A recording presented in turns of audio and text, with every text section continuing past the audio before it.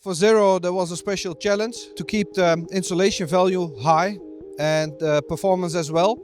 So the structural strength is coming from the outer pane and the insulated value is coming from a special vacuum pane behind the regular configuration. Vacuum glass is brand new in the marine industry. I have never seen it before.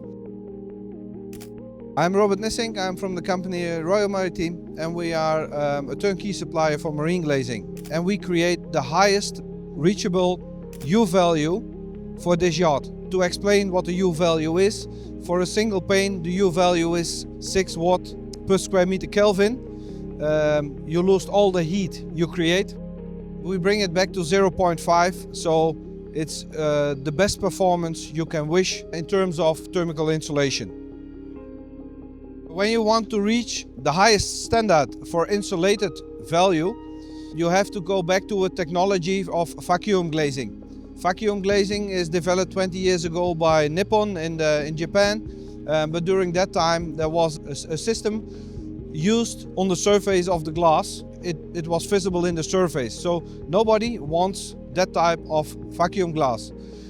In the meantime, it's developed, and because of rising energy prices, there is a request in the market to high insulated value. And this technology can be used more wide. For example, for a refrigerator, for a building, but also in the marine business.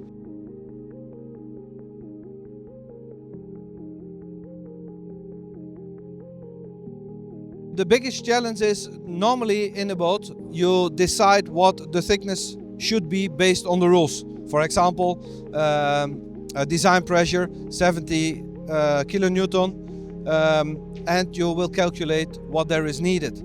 But then the question is, how do you manage your heat chain? So this will be done by a special interlayer, but the calculation need to be redone, and you want to save also weight.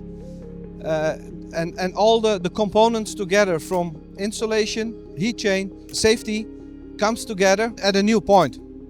And this was quite hard to find the right one. And after you found, you have to produce. So you have to create new ways of processing into the factory.